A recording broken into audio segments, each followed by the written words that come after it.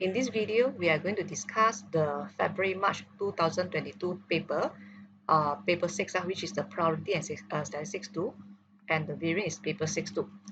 Right, so let's have a look for question number 1. Okay, they give us the length in milliliters for a random sample of 12 rods made by a certain machine are as follows. So these are the data that we have, right? Okay, so first they want us to find the unbiased estimates of the population mean and also the variance. Right, so to get the unbiased estimates for the population mean and also the variance, right? Generally, there's a formula for us to follow. Okay, so you can see that this is actually the formula that we should use to find out the unbiased estimator for mean. This is for mean. And for the variance, you can have two options. This is the first option and this is the second option. So according to the data that we have here, I think the second option is a better equation or better formula for us to use. All right. Okay, so let's start. So for the unbiased estimator, right, we need summation x and also summation x squared. So first of all, let's find out the summation x and also the summation x squared. So for the summation x, we try to add all the value of the data provided. So all these are the data provided. So what we do is that we try to add them together. And if you try to add them together, generally the answer that you get for the summation of x should be 2398. All right, and after that, we are going to get the summation of x squared. So to get the summation of x squared, you take every single value and you square it, and after that, you add them together. After you square every single data and you add them together, you'll get the summation of x squared, which is 479226. Okay, so now we are going to get the unbiased estimator for the mean. All right, so to get the mean formula, to get the mean, the formula should be summation of x, which is 2398, divided by the n. So the n here is 12. We are having a random sample of 12 rows, so the n should be equal to 12. If you try to simplify, you'll get 1199 over 6. Or if you want to change it to 3 significant figure answer, it should be 200.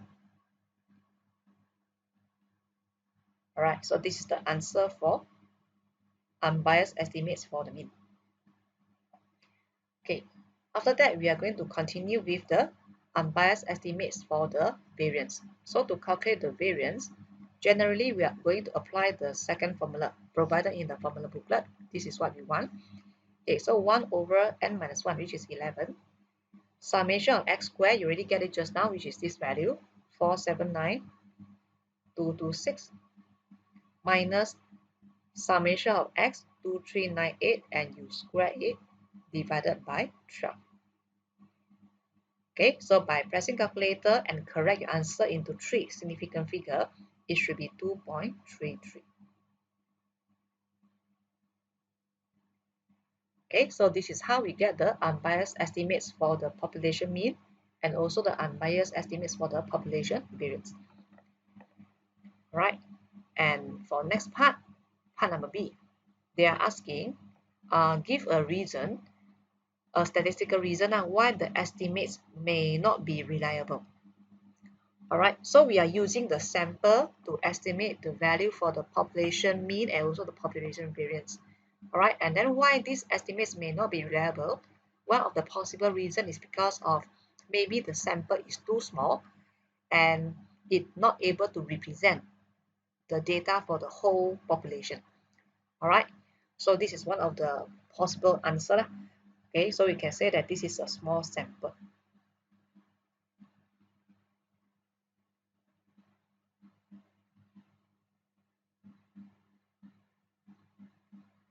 Okay, so this is how we answer question number 1.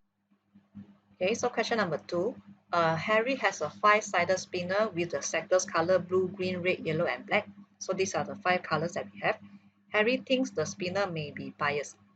He plans to carry out the hypothesis test with the following hypothesis. So you can see that they already provide us the null hypothesis and also the alternative hypothesis. Okay, so Harry spins the spinner for 300 times and it lands on blue on 45 spins. So the value for 45 here, we'll use it as the calculation for our probability later. All right. Use a suitable approximation to carry out Harry's test at the 5% significance level. Right. So this is 5%. Generally, we are going to carry on the test for the probability, the proportion of the probability. Right, generally for the proportion of the probability, the distribution that we are using here should be binomial. Okay, therefore, the 300 times here, you should know that it is actually the binomial, the n for the binomial distribution. And then the 1 over 5 here will be the p for the binomial distribution. Okay, all right, so let's start for the testing part. So first of all, of course, we are having the null and alternative hypothesis as provided in the question. So the p is actually equals to 1 over 5, and p is not equals to 1 over 5 for the alternative hypothesis. So the sign not equals to means that this is a two-tailed test. Originally, it belongs to a binomial distribution where x is binomial distributed, the n should be 300, and the p should be 1 over 5. Okay, so if you double check, you realize that the n is large and the p is small. When you get the value for n times p, it is more than 5. When you multiply the value for n times q, it is also more than 5. So due to this reason, therefore, I have to change the binomial become normal distribution. Alright, so when I change it become normal distribution, the mean, I get it from the value n times p, which is 60, and the variance should be npq, which is 48. Alright, so for your information, how to get this value is n times p. How to get this value is actually from npq. Alright, yeah, so now after you already know that you are going to change the binomial become normal distribution, when we try to carry out the test, you can either use the critical value approach or you can use p-value approach. Right, so for us, we are having a normal distribution now. Generally, I will try to use critical value approach. So for critical value approach, I need to know what's my critical value first. So first of all, I will imagine that I'm having a normal distribution graph. And since this is a two-tailed test, therefore I'm having two rejection region at each end. So this is my rejection region. This is also my rejection region. My alpha significance level is at 5%. Therefore, for this area, it will be 0.025. This area also 0.025. Okay, so which means that the total for the significance level of the rejection region, will, the area will be equals to 5%. Right, so once I know that this is the rejection region already, I try to find out what is the critical value. Okay, so to find out the critical value, we need to go through the normal distribution table to find the critical value. All right, if I take 1 minus this area, which is 0.025, I'll get the value 0.975. So to get the exact value, the critical value, we are going to look for the area or the probability of 0.975. So let's have a look for the table that we have.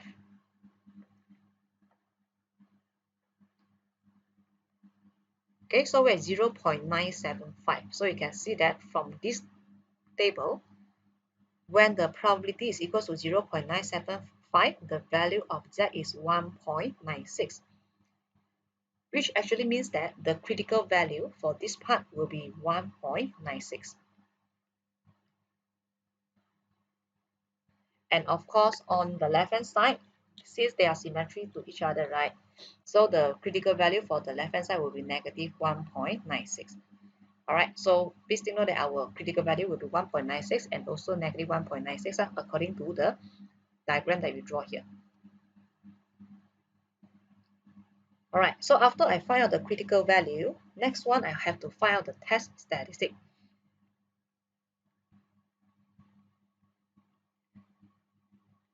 So to find the test statistic, generally the formula will be x minus the mean divided by the standard deviation. But because of we are changing originally the binomial distribution become normal distribution, binomial is a discrete random variable and normal distribution is a continuous random variable. Okay, therefore the continuity correction is needed. Okay, so continuity correction is needed here. All right.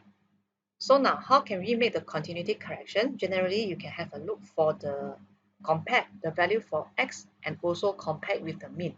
So as example, when the x here that I have is 45, okay, then minus the mean, which is 60. All right, so 45 minus 60, you'll get a negative value, right? So that means your critical value will be a negative value later, right? At the negative value here, if you want to make the continuity correction, you should try to cover. That means if let's say this is the value that you calculate originally, then the continuity correction should cover the value that you want to calculate or the area that you want to calculate originally. All right, so if this is negative 1.5, then when you want to do the continuity correction adjustment, it will be plus 0.5. All right, so when you're having a negative value, so you have to cover the area that you want to find. Therefore, the continuity correction should be a plus. So plus 0.5. So for the steps here, I will write a plus 0.5 as a continuity correction. All right, so 45 minus 60 plus 0.5 divided by the standard deviation. So the standard deviation for our case here is square root 48. All right, so the test statistic value that you get is negative 2.093. So this is my exact value or the test statistic value that I calculate from the sample, okay, or from the information given. And after that, I will want to compare this test statistic with my critical value. So if I try to put negative 2.093 into the diagram here, you will see that it is actually located at this part, which is smaller than negative 1.96. So this particular value is negative 2.093. So from here, you can observe that this particular value actually falls under the rejection region. Okay, so now since it falls under the rejection region, therefore we should reject the null hypothesis. Okay, so before we make any conclusion or make any decision, we should try to compare. All right, so the test statistic, okay, which is negative 2.093, is actually smaller than the critical value. Okay, so which is negative 1.96. Or to be clearer, you can actually observe them from the diagram. All right, so you can see that the negative 2.093 falls under the rejection region. So this is the comparison that I made, and therefore I can conclude that we should reject the null hypothesis. Okay, so what is the meaning when we reject the null hypothesis? It actually shows that there's enough evidence to show that uh, the spinner is biased, right?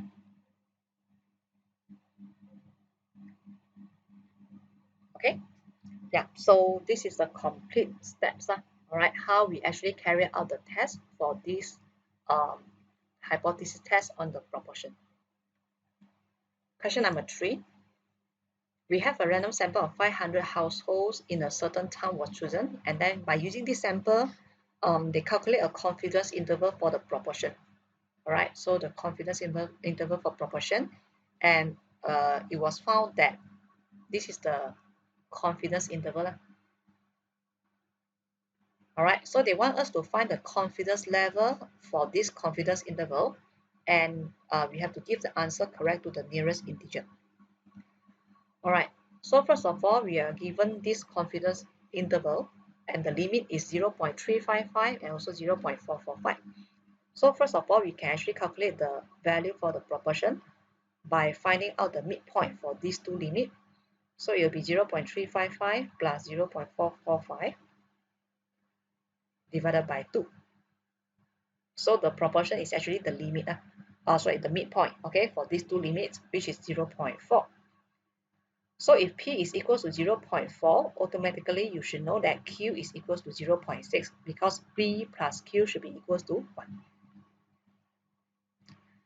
All right, then now by using either of the limit given in the question, you can use a upper limit or you can use a lower limit as well lah. So it depends on your preference. All right, so I'm using upper limit here. So for this upper limit, right, I know that the formula for the upper limit of a confidence interval for proportion is P plus Z square root PQ over N. And the value that I get here given in the question is 0.445. Okay, so I try to substitute in all the value that I know. So P is a 0.4. Z, I don't know yet. Okay, so the P here is 0.4, Q is 0.6, and the sample size is 500, and it is equals to 0.445. Alright, so by equate the formula, the upper limit formula with the 0.445, my aim is to find out the value of Z. So the value of Z, if I calculate it from this step, I will get 2.054. Okay, so this is the value of Z that I have. Alright, so let us continue to find out the confidence level. Alright, so according to the understanding of confidence interval, right, it is actually from the normal distribution. Alright, and then the confidence level is actually the center part. Alright, so for the confidence interval, so that means they want us to find out this confidence level, and the value of Z is actually the Z value, okay, at the that separate lah, okay, or that separate the confidence level with the significance level, right? So this is the value of Z, and Z is equals to 2.054. All right, okay, so now I try to find out this area. So if I try to find out this area, generally I'm having the probability of Z, which is greater than 2.054. So from the normal distribution table, I will get 1 minus, and now I'm going to look for the 2.054. So this is 2.05 is here, and then 4, you have to add the 2 at the last digit here. 9798 plus 2, you will get 9800. So 1 minus 0.9800, and therefore you get 0.02. So which means that this area is actually 0.02. At the same time, since the confidence interval are symmetrical, right? Therefore, this area should be also 0.02. So the center part here will be actually my confidence level. So how to calculate the confidence level for this part? Generally, you should know that to find out the confidence level, it should be equals to, you should take 1, the whole area under the graph is 1, right? Minus 2 times of 0.02, and you have to multiply it with 100%, so that we get the confidence level. All right, so 1 minus 2 times of 0.02 multiplied 100%, you will get a 96%. Therefore, the confidence level should be 96%. Okay, so this is how we answer question number 3. Okay, so we come to question number 4. In the past, the time in minutes taken by students to complete a certain challenge has a mean 25.5 and also the standard deviation 5.2. Thus, a new challenge is devised, and it is expected that the student will take on average less than 25.5 minutes to complete this challenge. All right, so the keyword less than give us an idea, right, to form the alternative hypothesis. Right, so less than means less smaller than, no equal sign. Therefore, it is actually to help us to form the alternative hypothesis. So should be less than 25.5 minutes to complete the challenge. A random sample of 40 students, so our sample size is 40, which is the n. Okay, is chosen and their mean time for the new challenge is found to be 23.7 minutes. So this is also the mean. Okay, but this mean time 23.7 is actually from the random sample of 40 students. Therefore, you should understand that this is actually a sample mean, and the 25.5 here is actually the population mean. Okay, all right, so this is all the information that we have. Assuming the standard deviation of the time for the new challenge is also 5.2 minutes, which is the same as the population standard deviation, test at 1% significance level whether the population mean time for the new challenge is less than 25.5%, 25.5 minutes. So again, so you can see this keyword again, less than, to help you form the alternative hypothesis. Right, so we are going to test whether the mean is less than 25.5 minutes or not.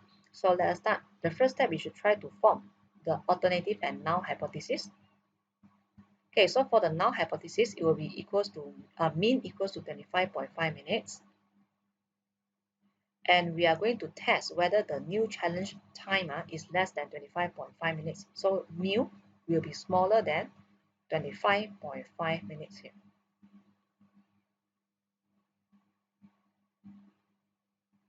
Okay, so for this question, we don't know whether the population is normally distributed or not, but since our sample size is large, which is equals to 40, therefore by applying the central limit theorem, we know that the sample mean is also approximately normal distributed.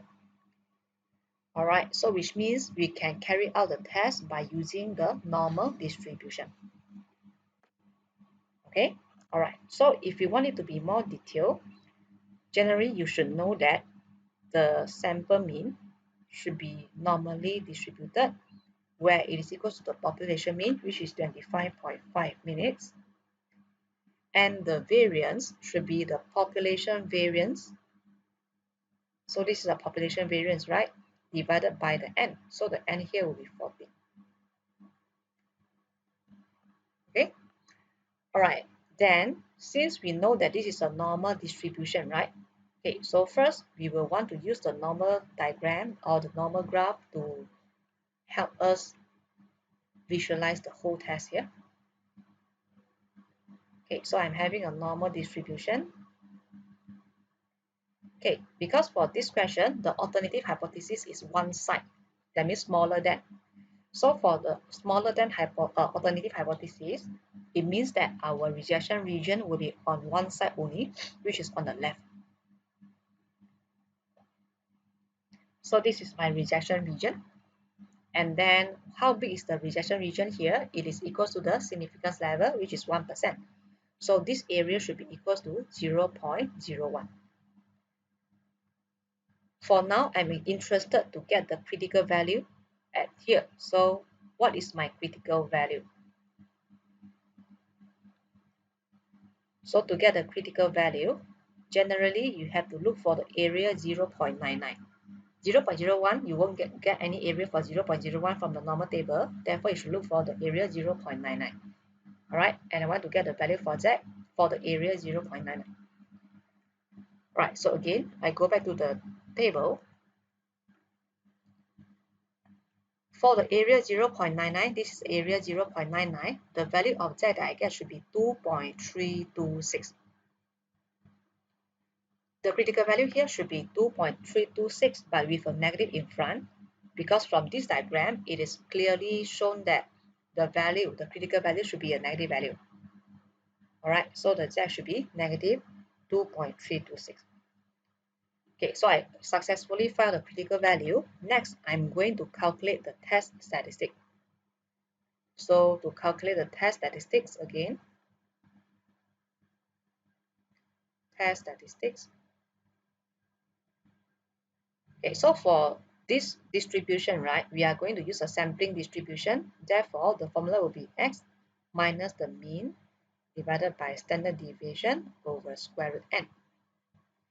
So what is the sample mean that we have? 23.7. What is the population mean? 25.5. What is the standard deviation for population? It will be 5.2. And what is the square root n? It will be square root 40.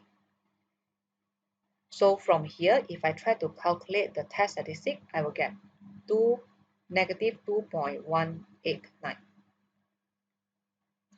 Okay, so after I get the test statistics, I will want to make a decision by comparing the test statistic with the critical value. All right, so to visualize it clearer, right? So I will try to put the test statistic inside the diagram that I draw just now. So negative 2.189, I compare it with negative 2.326, and I realize that this value, negative 2.189, should be larger than negative 2.326. Therefore, when I draw it, I will draw it before the negative 2.326. When I put in the test statistic into the diagram here, you can see that the line clearly falls under the acceptance region. This is the rejection region, right? By the side, at the end side. So this area should be actually the acceptance area or acceptance region. So you can see that test statistic falls under the acceptance region. Therefore, we should accept the null hypothesis. Okay, so before I make any conclusion, I'll write out the comparison result where my test statistic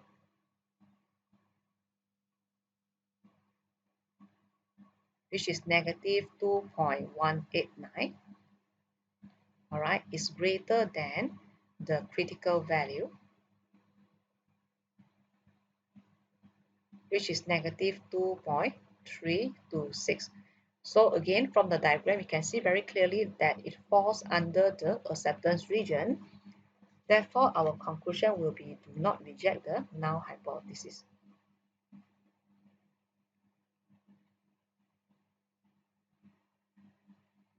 Okay, so which actually means that we do not reject the null hypothesis. So that means there's no enough evidence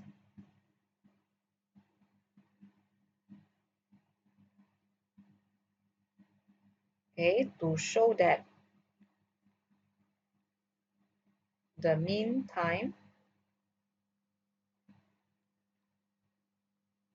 for the new challenge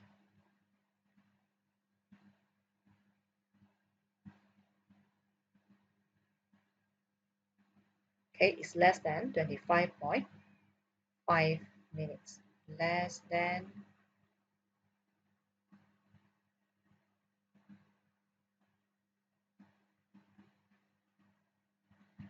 okay, so this is how we actually carry out a complete test.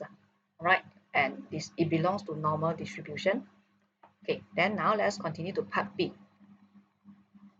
So for part B, they are asking us to state with a reason, all right, whether it is possible that type 1 error was made in this test. So our test in part A is do not reject the null hypothesis. Okay, so what's the definition for type 1 error? So type 1 error means that we reject the null hypothesis given that the null hypothesis is true. Okay, so this is our definition for type 1 error. So for type 1 error, the definition involves the reject null hypothesis. But in our test just now, our conclusion is do not reject the null hypothesis. Okay, where you can see that it is impossible for us to have type 1 error because our conclusion is contradict with the definition for the type 1 error. All right. Therefore, it is impossible for us to make a type 1 error. Okay, so why? Because the null hypothesis is not rejected.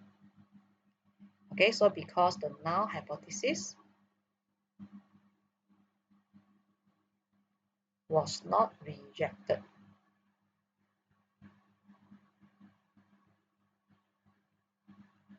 Therefore, it is impossible that we will make a type 1 error in this case. Okay, so question number 5. All right, so they give us the height. The height of buildings in the large city are normally distributed. So this is an important keyword, all right, with mean, which is 18.3, and also standard deviation 2.5. Okay, so this is for the height for the buildings in a large city. Okay, and they want us to find the probability that the total height of 5 randomly chosen buildings. So now the keyword here will be the total height. Okay, and they want to find out the probability that the total height is more than 95 meter. More than 95 meter means that we will want to write it become greater than 95 lah. Okay, so let us have a look for the total height first. Okay, so the word total means that we are having the 5 buildings and we are looking for the total. So total, I will maybe denote it by using the symbol T, which is the total. And if I want to find out the mean for T or the expected value for T, you should take first building's mean, which is generally 18.3, plus the second building, which is also 18.3, and you add it for 5 times because you're having 5 buildings, right? Okay, or you can take 18.3 multiply with 5, then from here you'll get the value, which is 91.5. So this is the mean value for the T, and I also need to find out the variance. Okay, the variance for the total of the 5 buildings. So for one building, the variance is 2.5 square, and you're having 5 buildings in total. Therefore, you have to add the variance all together, okay, for 5 times as well. Or you can take 2.5 square multiply with 5. And for the variance that you get for the total height for 5 buildings will be 31.25. Alright, and generally because the original building, the original distribution for every single building is normally distributed, therefore the total should be normally distributed as well, where you are having 91.5 and also 31.25. Okay, so for this question, they want us to calculate the probability for T, the total height, which is more than 95 meter. So this is the symbol that we have. Since T is a normal distributed, right? It's a normal distribution. Therefore, we have to standardize to become the Z. So how to standardize to become the Z? You have to take the value for T minus the mean for the T, which is 91.5, divided by the standard deviation, which is square root 31.25.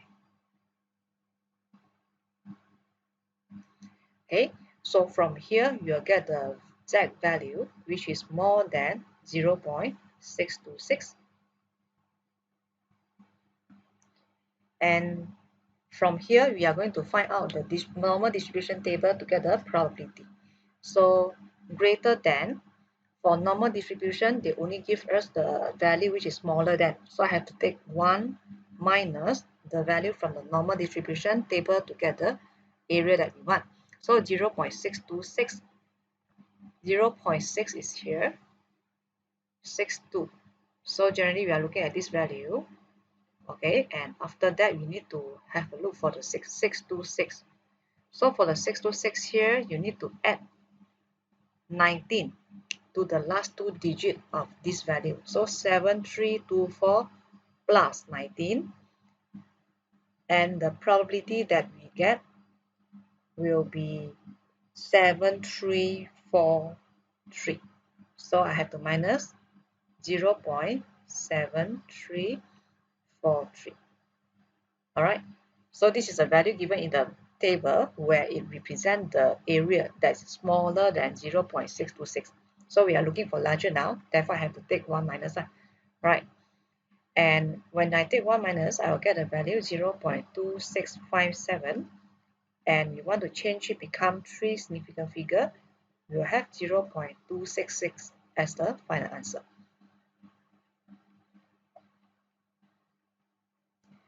Okay, so this is how we calculate the probability for the total height for 5 buildings in this case.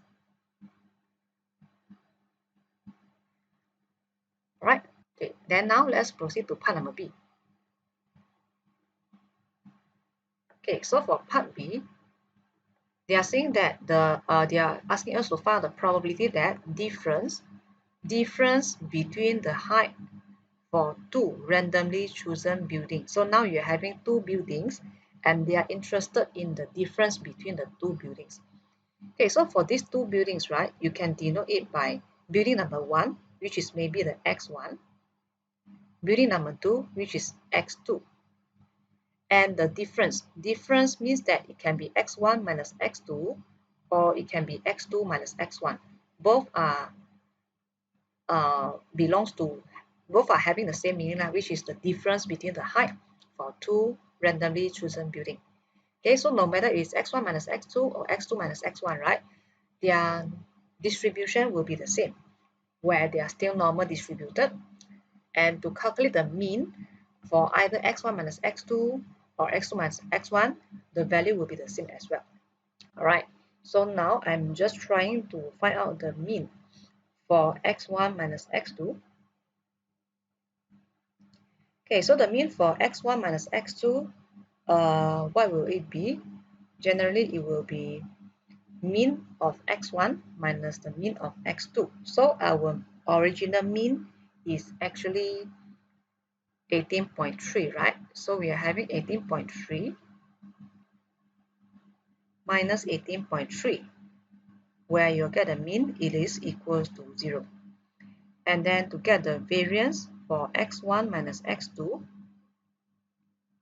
so the variance for the building is 2.5 square. And for the variance that's so minus, it is always a positive. All right, so it is always a plus. And then the variance for the second building also 2.5 square. So when I try to add these two together, generally I will have 12.5. Okay, so this is actually distribution for x1 minus x2. And it is also normally distributed where the mean is 0, and then the variance will be 12.5. Okay, so now continue to the question. They want us to find the probability. Therefore, we are having the probability. The difference between the two building x1 minus x2. So like what I mentioned just now, right? The difference between the two buildings, it can be x1 minus x2, or it can be x2 minus x1. Generally, when you want to write out a symbol for this kind of cases, we are going to put the modulus. So the modulus here actually means that it can be x1 minus x2, or it can be x2 minus x1. All right. And then they are saying that the difference is less than 1 meter. Therefore, I'm having smaller than 1. Okay. And now, for modulus x1 minus x2 smaller than 1, expand the modulus function. I'm having the x1 minus x2 between -1 and +1. And since this is normally distributed, right, x1 minus x2, therefore, to calculate the probability, we should try to standardize the variable. So to standardize it, you need to take the value for x minus the mean divided by standard deviation. Okay, and then our x1 minus x2 will become the z because they are normally distributed and we are standardizing them. And then for the 1, I'm taking the value for x minus the mean divided by standard deviation as well.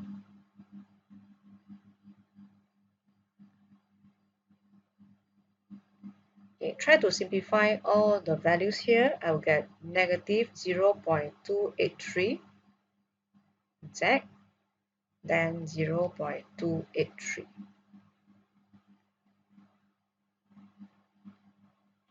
Okay, so for this area where the z is between negative 0.283 until positive 0.283, right? There are many ways for us to calculate out the probability. So maybe you can visualize the area first. So assume that this is a symmetry graph, and then this is 0.283, this is negative 0.283. And in our steps here, generally we are interested to find out the value that's in the center.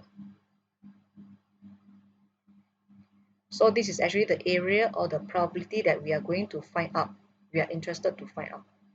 Okay, all right. So to find out this area, there are a few ways that you can do it, where you can take one means the total area under the whole graph minus 2 times of this one. This area in red color are the same for both of them, right? Because they are symmetrical. Therefore, this area and also this area on the right should be the same. Therefore, you can choose to take 1 under the graph minus the area for this one. So 2 times of z greater than 0.283. This is one way. All right. Another way is you can also continue from here. You can also rewrite it become z smaller than 0.283, where 0.283 smaller is this area purple color.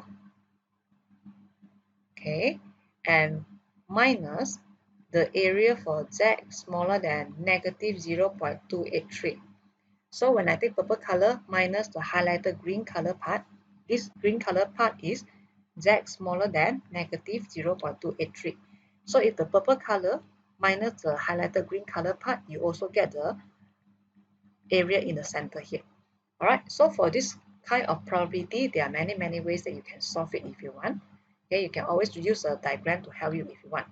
All right, so for my step here, I'm trying to figure out this one. All right, so I take 1 minus 2 times of this area. All right, and then let us continue. Okay, so to get the probability, I have to take 1 minus 2 times of z greater than 0.283. So in the table, we don't have z greater than 0.283. I have to take 1 minus z smaller than 0.283. So again, I'm looking for the normal distribution table, 0.2 and 8. Okay, so you get this value, which is 6103. And we are going to look for 3, right? 0.283. So the 3 here will give you this value 12. That means you have to take 6103 plus 12 at the last 2 digits.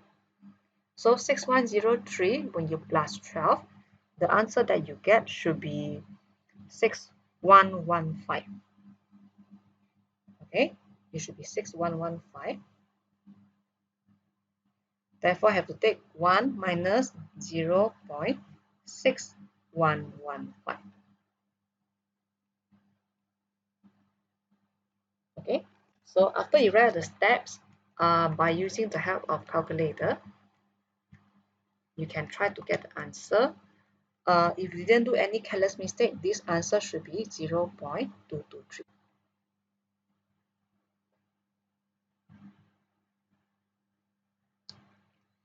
Okay, so this is how we calculate the probability for this question number 5. Okay, we come to question number 6. Okay, so in a game, a ball is rolled down a slope along a track until it stops. So the distance in meters traveled by the ball is modeled by random variable x with the probability density function. So this is what we have here. And then x is actually the distance in meters that the ball rolled. Okay, and you can see that the minimum distance that the ball will roll is 1 meter. The maximum distance that the ball will roll is until 3 meters. Okay, and this is the probability density function that we have.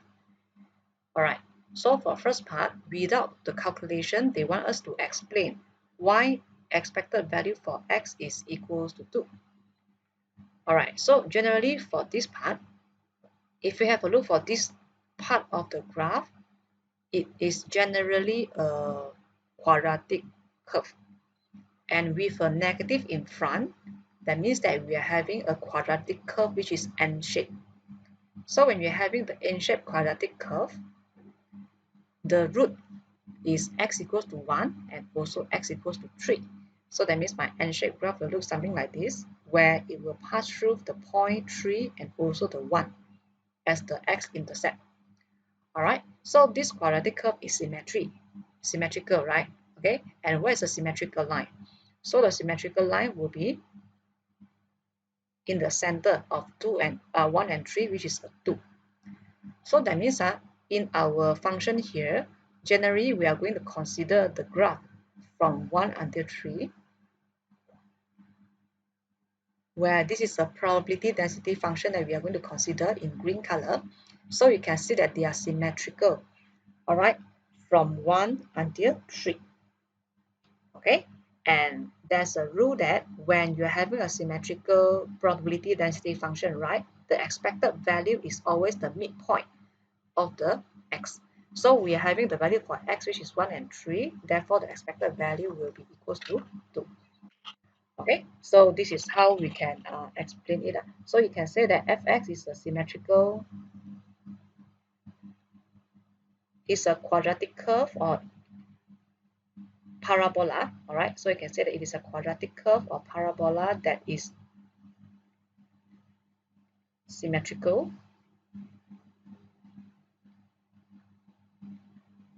at the line x equals to 2. It seems like x equals to 2 will be the mirror for this curve. All right, therefore the expected value for the x is equals to 2. All right, so this is actually the reason x equals to 2 is actually the symmetrical line for this whole curve, and therefore the expected value for the x is equals to 2. Okay, so for part number B, they want us to show that k is equals to 3 over 4. Okay, so to show that k is equals to 3 over 4, we have to apply the concept where when we try to integrate the probability density function from the domain given, the total area under the graph should be equals to 1, which means that if we write out in the symbol form, it will be integration from 1 until 3, and then negative k, x minus 1, x minus 3. The total area or total probability under the graph should be always equals to 1. Okay, so by using these properties and apply the integration, I'm going to find out the value for k later. All right, so I will take out the k as a constant. K is a constant, therefore usually I will take it out. And then to integrate this curve, you have to expand it where you are having x squared minus 4x plus 3. And it is equals to 1. All right, and now I start to apply the integration. So x squared integrate, I'm having x power 3 divided by 3. And then for the 4x, after the integration, I will have 4x squared divided by 2. If I further simplify, I will have negative 2x squared. Integrate the constant 3, I will get the 3x. Now I need to substitute the value for 3, the limit 3 and 1 into the integration expression. Right, so I try to substitute in the 3 first. 3 power 3 is a 27, divided by 3, you get a 9. And then you get a negative 18 for the second term, and you get a 9 again for the third term. Then minus, now you substitute the value of 1 inside your expression. So first one you're having 1 over 3 minus the 2 and plus 3, which is actually equals to 1. Okay, so I try to simplify the value in this bracket. After I substitute all the limits here, I will get the value which is negative 4 over 3. So negative k multiplied with negative 4 over 3, I get a value 1. And very clearly, I will get the value of k which is equals to 3 over 4.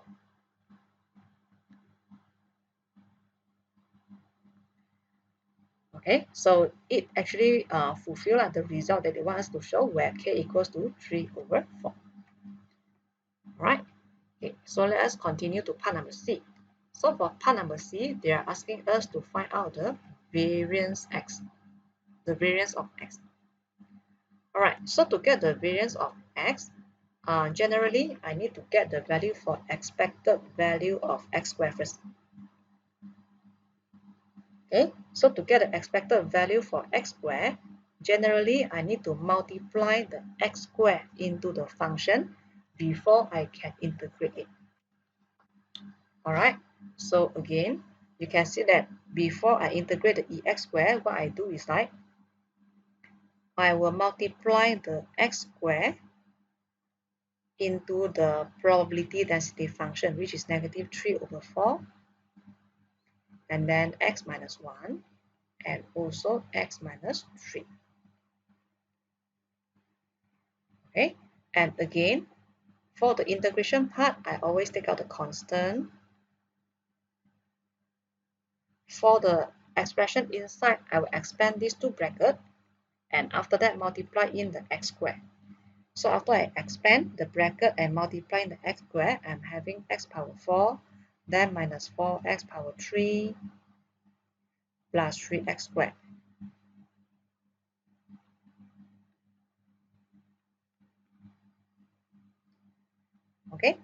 And again, after I simplify everything, I will start my integration.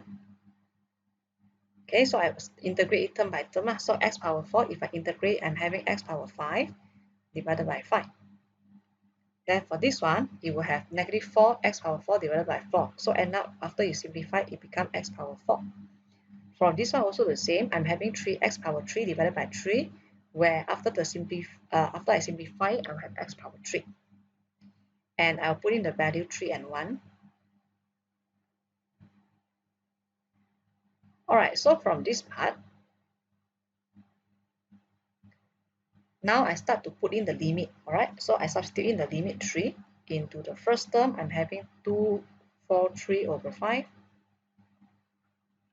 3 into the second term, I will have negative 81. 3 into the third term, I'm having 27. And now I want to substitute in the limit 1. So limit 1 will be 1 over 5 minus 1 and plus 1. And if I try to further simplify this whole expression here, I will get 21 over 5. The 21 over 5 will be actually my answer for expected value for x squared. Okay, so once I get the value for ex squared, I can continue to find the variance x. So the variance x formula will be actually expected value of x squared minus the mean square. Okay, so the expected value for x squared will be 21 over 5 minus the mean square. The mean is 2, right? So we are having 2 square. So how I know that the mean is 2? Because it is already mentioned in part 1 just now, right? Okay, so minus 2 square. And from here, if I try to simplify it, I'll have my variance, which is equals to 1 over 5.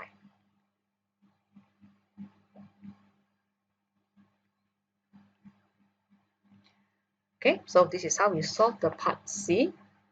And now we still have part D. Okay, so for part D, this is what they show us. For one turn, it consists of rolling the ball for 3 times. So roll the ball for 3 times considered as one turn.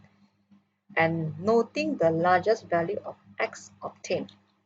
If this largest value is greater than 2.5, then the player scores a point.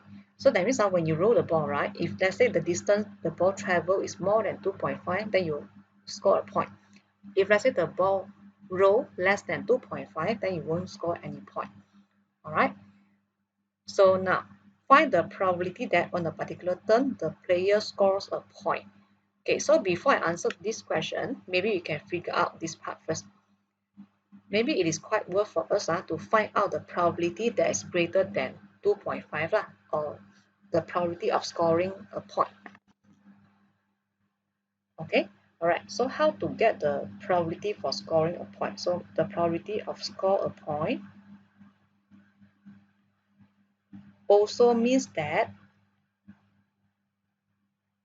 the probability that the x is greater than 2.5, right?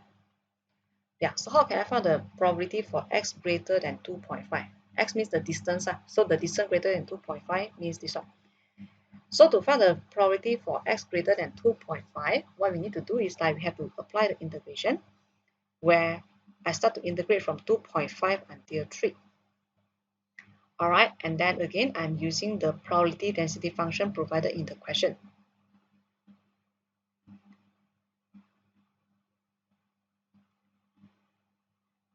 Okay, so the integration is still the same. Generally, I will take out the constant before integration. So integrate all these terms by terms. So I'm having x power 3 divided by 3, negative 2x squared, and then plus 3x. Now I need to substitute the limit for 3 and also 2.5. Okay, so I'm trying to put in the value for 3. So substitute 3 into the expression. I will get 9 for the first term minus 18 plus 9. Okay, after that I substitute the value 2.5 into the expression as well. I'm having 125 over 24 minus 12.5, then plus 7.5. Okay, so if I try to simplify all the values here, I will get a probability which is 5 over 32. Okay, and please take note that for this 5 over 32 is the probability to score a point when you have one row, one row. Okay, so this is the probability to score a point in a row of the board. All right, and now because for this question they are saying that they want us to find the probability that on a particular turn the player scores a point. So a turn means that you roll the ball actually for 3 times, and from the 3 times rolling, right, you only score 1 point.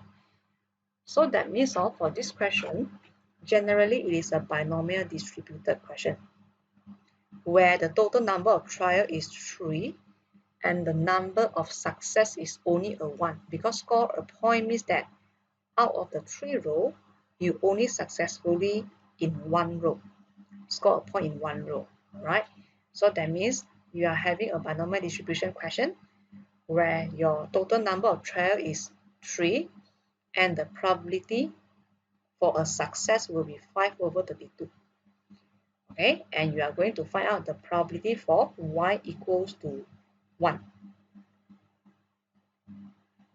So to find out y equals to 1, you apply the binomial formula where you are having 3c1 5 over 32 power 1, and then the q will be 27 over 32 power 2.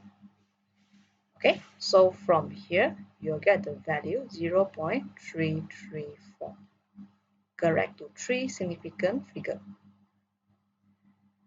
Okay, so for this part D, in general, it actually belongs to a binomial distribution question.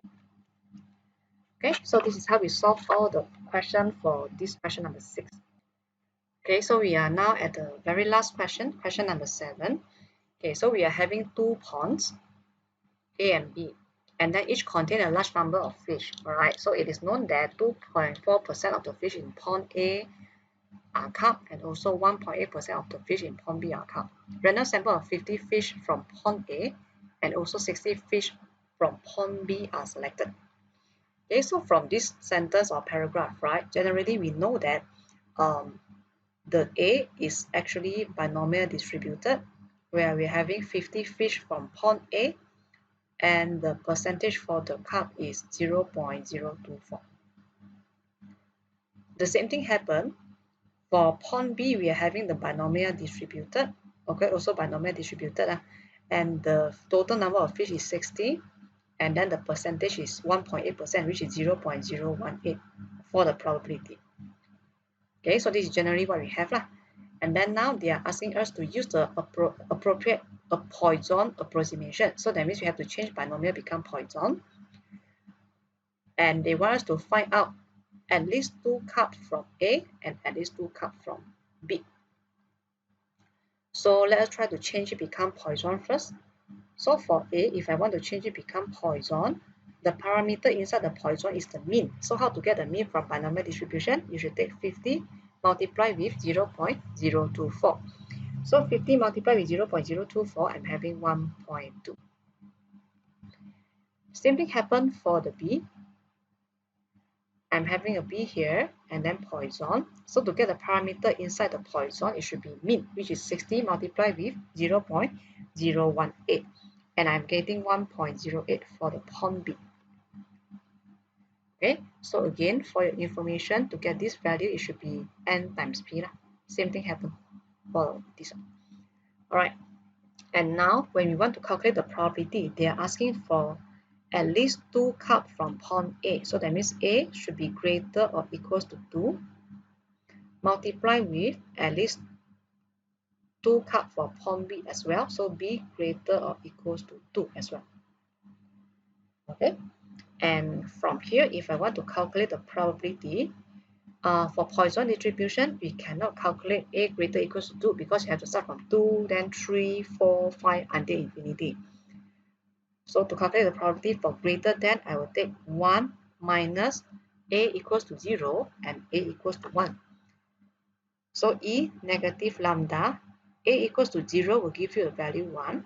A equals to 1 will give the value lambda, which is here, this one.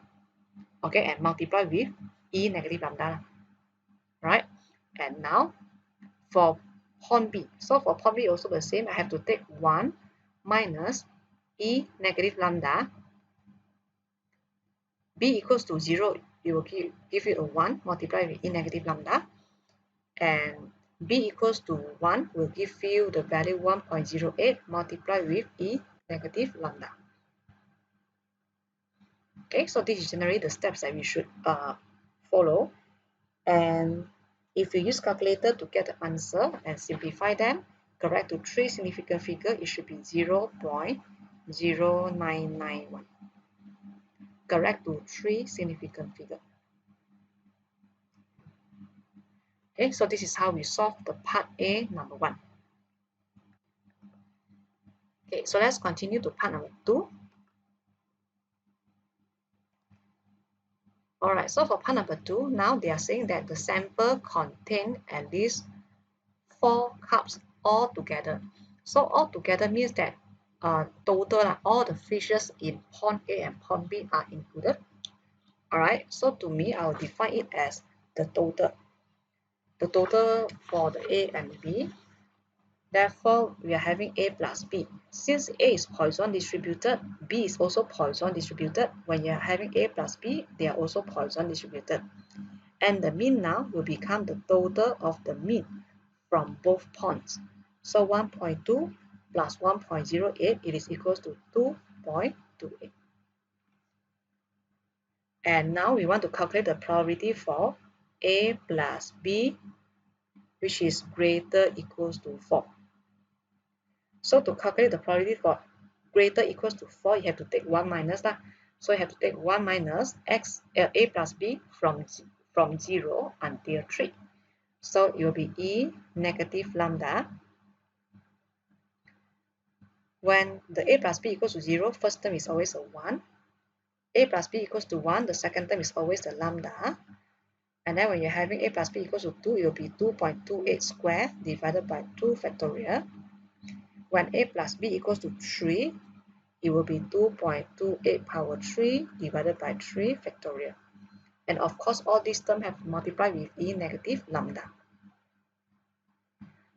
And if we try to continue further and simplify it, I will have 0.197 for this question, correct to 3 significant figure.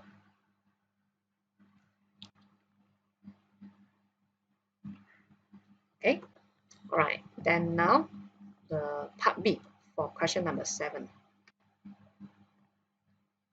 Okay, so for part B in question number 7, now they are telling us that we have the random variable x and y with this distribution, and there are 2 information given here. They want us to find out the value for k. Okay, so the value of k, k is a non-zero constant. All right, so from the first information given in this question, I'm going to form an equation. All right, so they are saying that x equals to 0 equals to the square of the probability y equals to 0. Okay, so the probability of x equals to 0 will be E negative lambda, lambda power 0 divided by 0 factorial. And then for the probability of y equals to 0, I'm having E negative lambda, E negative mu, okay, then mu power 0 divided by 0 factorial, which is a 1, all right, and then I square it. From here, very easily, you can get a first equation that involves the lambda and also the mu. So you can see that lambda is actually equals to 2 mu. And this is my first equation from the first information provided. Alright, then now I want to get the second equation. So second equation is I'm using this second information provided in the question. So I'm having x equals to 2 equals to k times of the probability of y equals to 1. And I square it. Alright, so for the probability for x equals to 2, I'll have E negative lambda, lambda power 2 divided by 2 factorial equals to k, I just copy the probability of y equals to 1 would be e negative lambda, lambda power 1. Oh, sorry, it shouldn't be a lambda, right? It should be a mu. Okay, so let's start again. E negative mu, then mu power 1 divided by 1 factorial, and then I have to square the whole thing. Okay, so for this part, I'm having e negative lambda, lambda power 2 over 2. And for this part, if I try to multiply in the square into every single terms here, I will have e negative 2 mu, and then I'm having mu square divided by 1 factorial is a 1. Okay, all right, so from here, I'm going to try to simplify it. Since I know that lambda is equals to 2 mu, so I substitute the lambda equals to 2 mu in our expression here.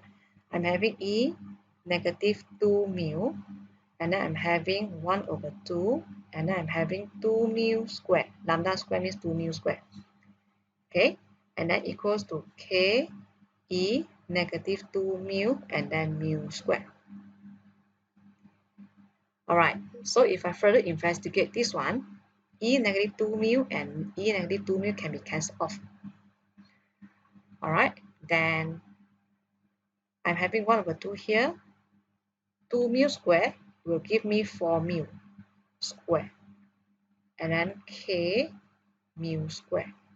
And again, mu square can be simplified one more time.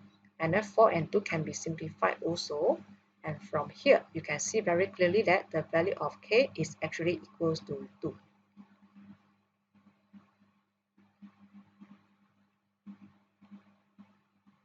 Okay, so this is how we find out the value of k.